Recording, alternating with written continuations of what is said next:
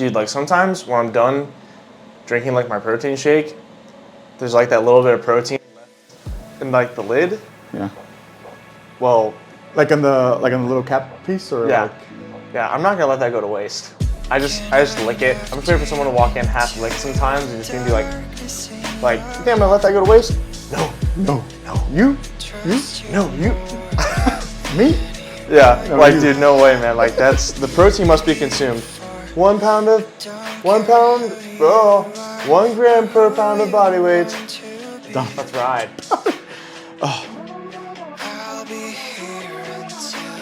Well, all right. Welcome to the new episode of Wisdom Wins. We're just gonna jump into it because, for sure, at least in my brain, because we were just talking about this right before I started right before I pressed record, was just how fast time is going. So I want to address that because it's been on my mind. Yeah. At least since Friday. And not that like I did anything Friday. I mean, Friday through the weekend, I just hung out.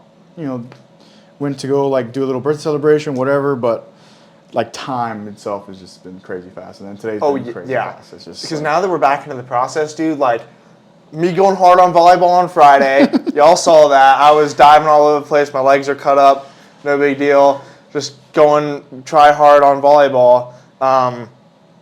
Dude, Saturday I went over to Rhea's house, was running errands all day. We watched the new Roadhouse. Oh, how was that? Dude, it was actually a really good Not a bad movie. It was really, like the original Roadhouse is like still good though. It's still like that Patrick Swayze. Oh yeah, it's like an OG cool Patrick guy, Swayze movie. Yeah, man's man. You have Sam Elliott, Patrick Swayze, like there's a lot of hitters in that show, in that movie. And the movie. Jeff Healey band, dude, like the guys who sing "Bad to the Bone" with who's the guy? George. I don't know. I could tell you. I don't remember. Anyways, dude, that night I finished. Have you ever seen like the Eddie's ice cream? It's about like that tall. Eddie's ice cream? Eddie's ice cream. They sell it like the commissary. Okay. I finished the whole thing that tall, and that round, throughout within like a half hour. It's like a quart. And yeah, Rhea's wife cream. comes out and she's like, Did you just eat that whole thing? I was like, yes. She's like, I had no idea you can do that. And Rhea's like sitting there with his glasses halfway down his face. I had no idea you could do that. Yeah, dude, there was that. Dude, Sunday served at church. Dude, what a great. This week's message was amazing. We'll have to. Yes. Yes. I wrote it down. I wrote the main synopsis down in my Bible because as I was like reading along, but we'll have to jump into that. Idolatry. We have to jump into that another day. But anyways, let's jump into today's topic. Yes. And today's overall theme, which we're talking about giving. I think we're talking about giving advice versus listening and trying to gauge what that means to each of us. And even when I saw the topic for today, which was only like a few hours ago that you were asking me, and we're trying to figure out the timing and the place and the thing right for today,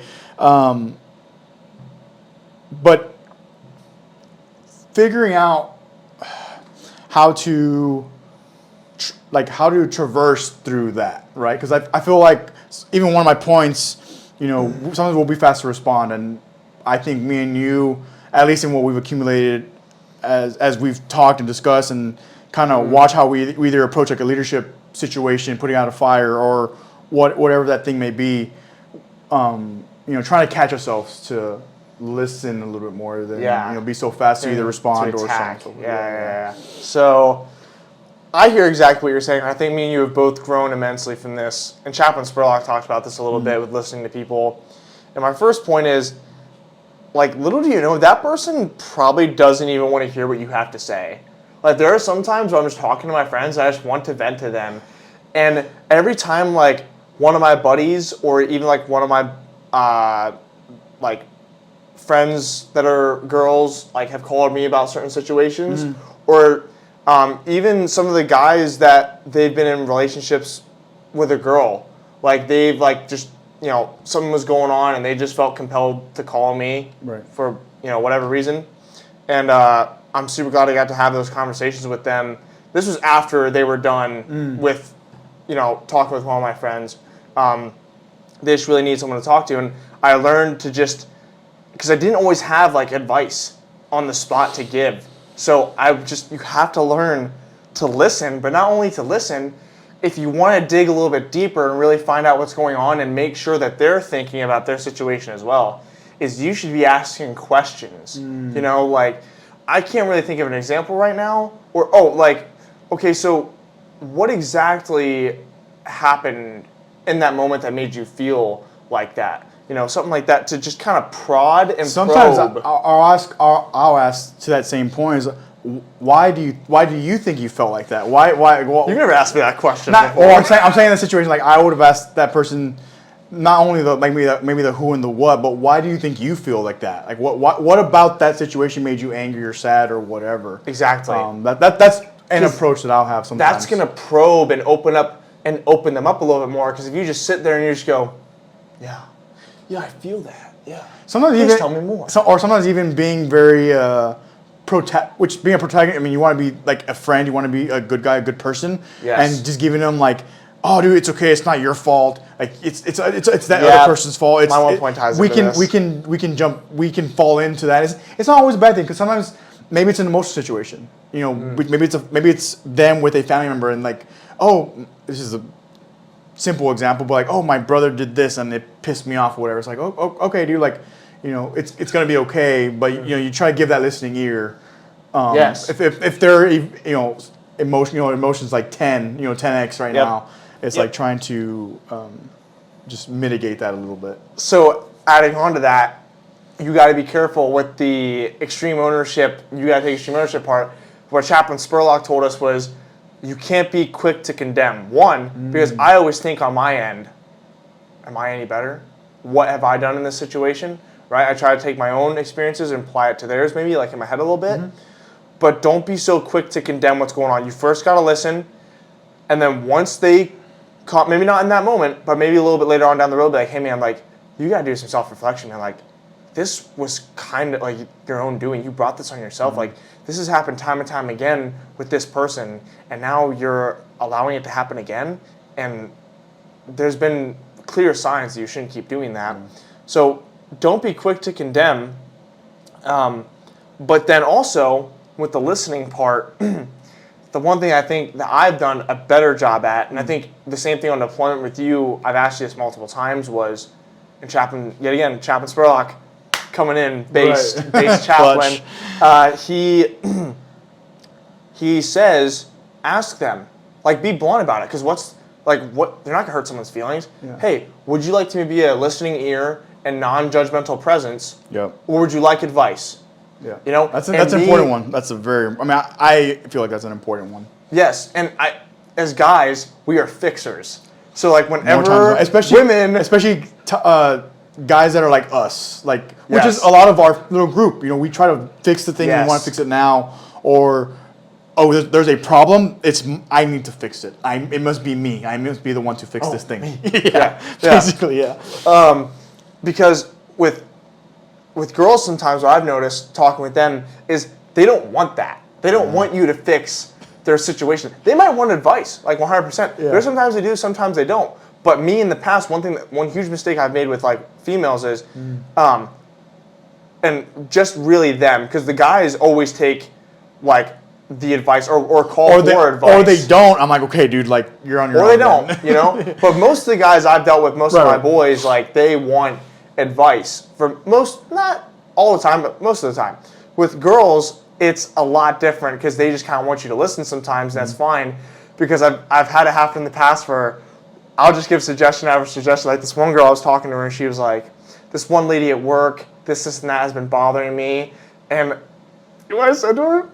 I said, are you sure it's not you? I said, really? I came into a Jocko moment. I'm like, you have to really step out of the scope and look in and be like, and put aside your ego and ask yourself, is this a me problem? Am I not swallowing my ego?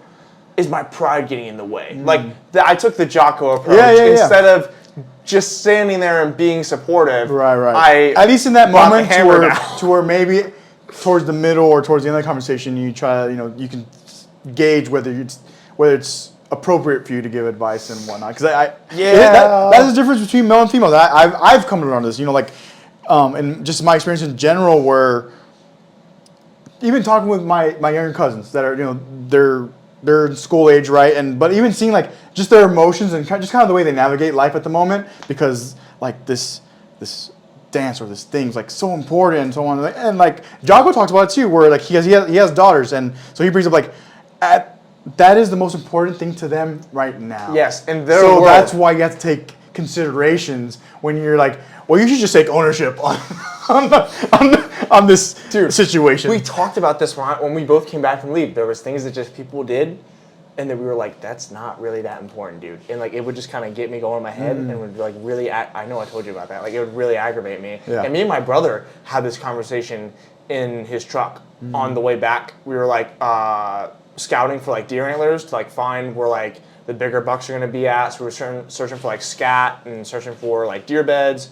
And on the way back, man, like I just kind of vented to him, like I've never been to war. Okay, I've never been to war. Right. But the deployment was not war. But at the end of the day, it wasn't like the easiest thing in the world either. Yeah, I think like we could be in much worse situations. But when I came back, it was hard to adjust to like what's important, and people would just do things back at home. No one specific, okay? I'm just saying in general, like just or even in general. Well, dude, I told you. Oh, finish your part, and I'll tell you. Like, I'll just read you. I just see people do things. I'm like, you think that's important?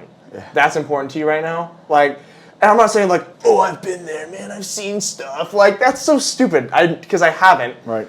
But at the same time, there are things like in the military that we find a little bit more important, a little more meaningful, and then we go back. Because at least for our training, we are preparing for that worst case scenario. Yes. Night or day, medically, or marine side, whatever it is. Yeah. It's like we are preparing for that. So with that response, I've told you that like I kept reeling myself back and like taking that ownership and being like, it's no one else's fault that certain people find different things important. Like you said about Jocko and his daughter, the most important thing in their life is.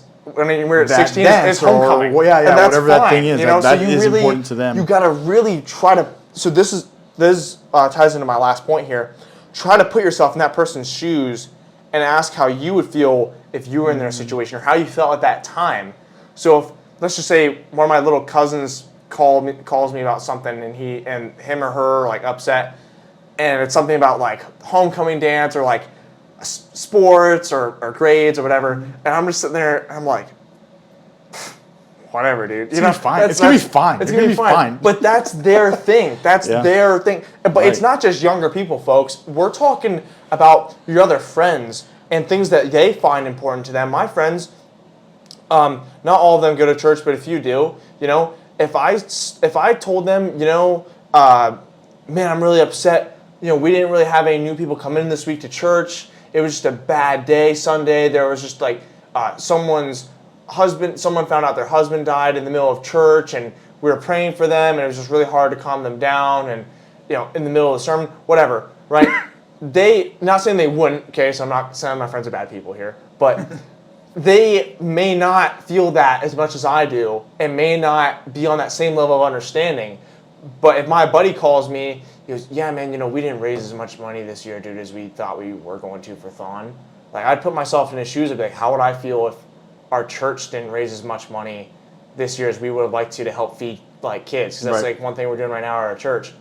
And so I'd put myself in those shoes and be like, man, I feel that, you know? And you have to resonate with people, because if you don't resonate with people, you're just there, and you just don't care, dude. What Pete's talking about is empathy.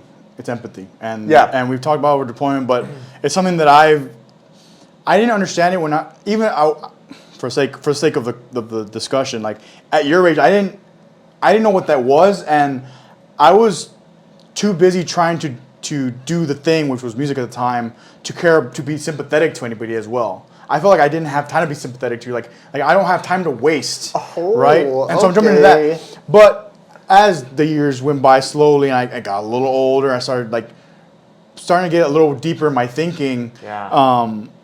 You know, then I looked up what empathy was, which is that it's putting yourself in their shoes to try to resonate, so that maybe an example of us not going to war, we didn't go to war, but we can empathize with other Marines, other sailors. Yeah, 100%. General, even if we don't know them, getting on the boat and meeting all these new people. Stupid things we gotta deal with. Right, exactly, and that's where that general camaraderie, where at least my experience when I went back home for some of the veterans that from GWAT that I know, they're very like just welcoming, and it was pleasant, and it was like a short message on Facebook or instead a thing, of them being like, you haven't seen what right, I've right. seen. It was like it's like that.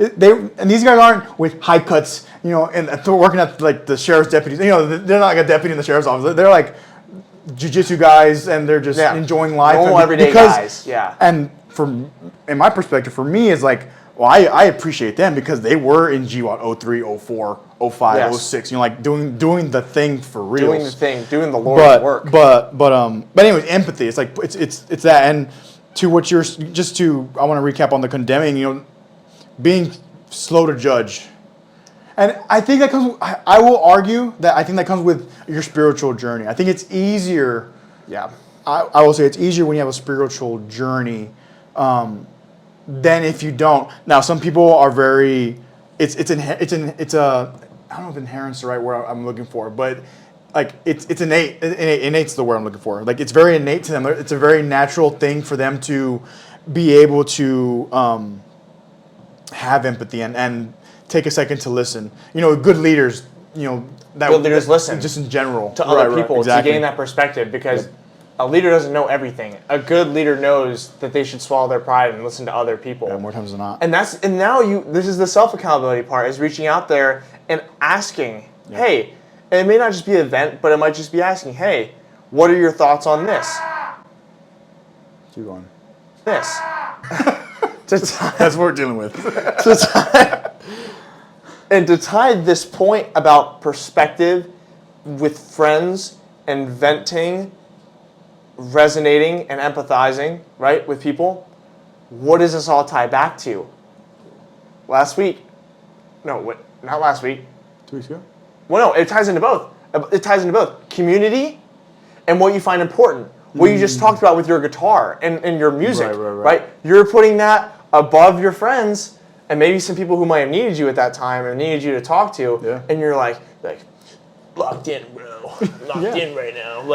And this is before I even knew who Jocko was. Like I discovered, I would say, the Jocko mentality. Like that was even on the latter end of what my music career ended up being as far as time wise. But at the time, I was just hustling. I was just trying to do the thing as much as possible. Putting other people's That's why I try to do, man. I try. This weekend, this past weekend, I spent time with Rhea and Pope, and I was at church. I was running all these errands. Excuse me. And I didn't call my parents really this past weekend. I didn't call Elliot. He's on my list to call. There's a bunch of people I want to call. I have my old friends list, Reader. I'm gonna try to reach out to Reader. Well, even on the book, you had a to-do list for when we got to Yes, we had, dude. I had to go get stuff done. I had to check the Navy Fed. I had to go get the whatever at the PX. I'm a list guy, And I'm task-driven, dude. Task-oriented. Military. You need to give me a task. All right? Females need to give me a task if I ever date a female. These are my expectations. If you don't have expectations for me, it's over. Yeah. But so that ties into that, right? So with the whole community, sorry, not the community aspect, but pursuing excellence and then putting your friends aside, I get it sometimes, man, and that's fine if you are just like Squirrel. He's naturally qualified. That's super cool. Yeah, that's I texted him. Cool. I texted him. I said, "Hey, man, I know you're busy, but if you have a free time this week, call me." And he never called me because I know my boy is locked in. Yeah. So having that relationship with somebody, you got to know them and know how they operate. Yeah. Squirrel's not going to ignore me for 3 months, but I mean, he might. I don't know, but it's fine. So even if he doesn't ignore you for 3 months, but right now he's just locked in at the very second because he just got qualified. He's been prepping and working who knows how. What's a prep time? What's a year, 3 years, 10 years, dude, 15 years? Dude. So he's constantly prepping, but his the build up to this qualification. What'd you say? Well, his last competition was about 4 weeks ago. He had 1 or 2 cheat days and then hopped back into it. Yeah. So he had 4 weeks to get some more fat off of him. So he was waking up at 0:03 and doing an extra hour and a half. No, an extra 45 minutes of cardio. But I think he only said with 50 grams of carbs per day. For that was 3 weeks. He was just eating asparagus, chicken, and that was it. Yeah.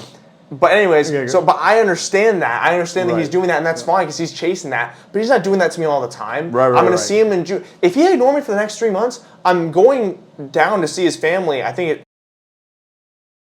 at the beach in June. I'll see him then. Like that's how guys. Maybe that is true. Maybe sometimes girls operate like that too, but mainly guys, dude. You see the memes like.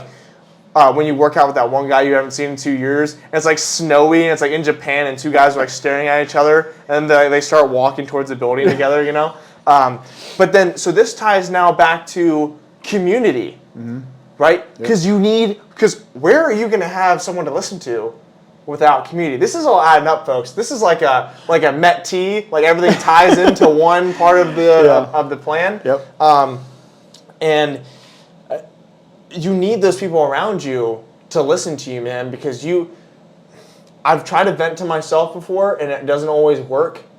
You know, you need like an outside presence to actually listen to you. Yeah, because you can through what I've learned from practical experiences, you can put yourself in a feedback loop, and there's now you're just in a circle, and there's no getting out because you actually don't have external stimulus from something that can help you build or get to where you want to go. Yeah, because you just say the same thing over and over again in your head, and then you change your mind. Yeah. And then you change your mind and again and again and again. And then because there is no anomaly. Exactly, and there's no ending, and that's when you realize that you can go to infinity, and it's just you're still there in the same spot that you were 10 hours ago. You're stuck there, dude. And you're just like, and that's the end of it. Yeah. You know. Yeah. Some practical. So I want to bring up one practical thing that I try to do. I will say more, especially if someone does come to me with a problem. A practical thing that I've developed, and I do it unconsciously now or subconsciously now, but it took me a while to get here, is that if you feel you have the urge to respond, I think I've told you this, if you have the urge to respond, wait an extra second. Like pause. Emotional-based decisions. And it could be something like your buddy's asking you for help, and maybe they're in charge of the project, right? This is just an example. So like they're in charge of the project, they come to you, hey Pete, I did X, Y, and Z, but man, this other part over here, this Y over here, oh man, and you might be eager to like, yes, dude, let's jump in. Then now you're taking over his project, and instead of doing that, yeah, I tend to do that. and I don't even mean it to be like you personally, but it's something again that for me, I think it's more self-conscious. Like, my default now is, if you come to me with a problem, how can I help you at least get to the answer that you're looking for, or you're gonna do it. I'm not gonna do it for you. That was all deployment. Like I'm not gonna do it for you, and I now treat that especially with work and stuff like that. It's like there's too many of y'all for me to just micromanage every single micromanage like every single individual. It just it just doesn't work. And so that's just a practical thing that I wanted to bring up in this conversation before we wrap it up whenever we get there. But that's just a practical thing. Is like sometimes we get the urge to respond, or this person that we don't even know quite well, they're telling us something, we're judging them, and we're like, well, you're wrong, or I would do it like this if I were you. You know, you're so quick to, or we. I'm gonna say we, not you. We are so quick sometimes to, well, I would do it like this if it were me. Or giving that backhand, like, I'm passive, so quick like to do that sometimes, passive aggressive, man. like, answer. I do that so quick. It took me years. Like, this is stuff that your experience so far in life then we're adding it to the stuff that I've now learned over the past 10 years. It's like, it takes the time. Like, and that goes back to, again, tying in other parts of this podcast, of this Wisdom Wednesday, where I said, give yourself the time. I was talking about it was there last week or 2 weeks ago, where I was like, you should give yourself time to ponder on X, Y, or Z, whatever problem, with the issue writing. you're going through. Yeah. And as you know, like, I don't really do that, but like I still like reflect and take care of that. But I really do like that, man. Like, quick to give. I think to sum this point up, because I like to sum the points up, is what he's saying is, if someone comes to me with an idea or a problem, like we talked about, don't be so quick to fix it. Yeah. Help the way you can, but don't take it over and make it yours. Because like, dude, if someone came to me and they were like, hey Pete, I want to make a class on patrolling and then cover and concealment in the patrol and stuff like that, I would immediately want to be like, oh yeah, did you just give me your whole laptop? Like, just start, like, jump in and start going. You know, exactly. Instead of being like, yeah, man, like, what points do you need help on? What things do you need from me to help you with? Like, what are you struggling on? Instead of me just taking it, stiff arming, and then just like let them running away with it. You know. Yeah, and that's one thing.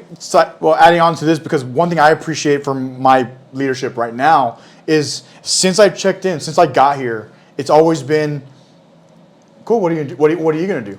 What do you think we should do? It's been from the get, and we've gone through a couple leadership changes now, but through that evolution. One thing especially I guess because I'm also older, so like I would like things to be a certain way because like, dude, just let me do my thing and I'll show you my product. You know, at least let me show you my product before you start like guiding me this way and that way. Yeah. This way.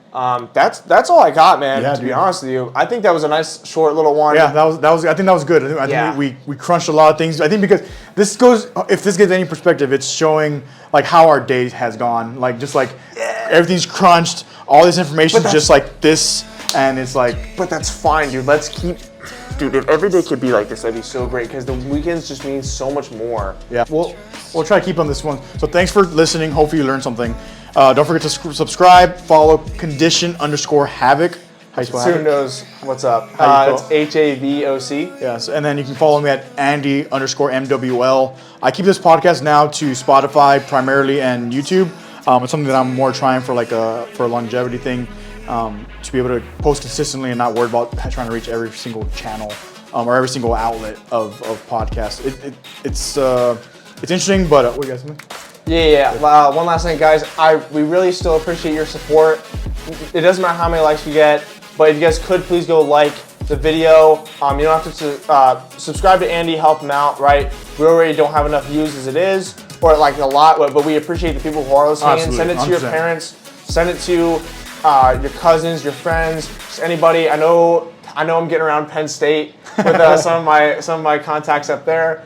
And then the last thing is I just want to tell a quick joke. Yeah. Like the other day, it was like last Wednesday, we were in the group chat, like texting about something, and Pope goes, "Hey, we need someone to go to the CP to do this." And Need goes, "Sorry, honey, I can't help you right now. I'm tuning into Wisdom Wednesday with Condition Havoc."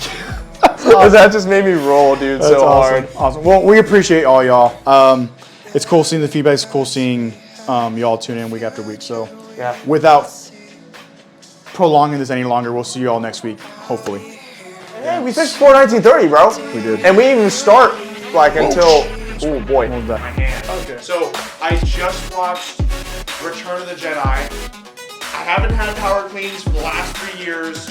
I've been doing fine. I don't want them now. And he's gonna text. He's like, he's not gonna get back. Yes, he is. Yes, he is. Yes, he is. That little boy is strong. Dude, he It's wild. Dude, he works hard. Number one, he's a wrestler. He's a little soda can. Yeah. He's like, I'll show you the video quick. Like, it moved somewhat decent. Yeah. And then I'll let you go to bed. And then I'm gonna leave you alone then, because I know you're trying to get in the Betty Boo right now.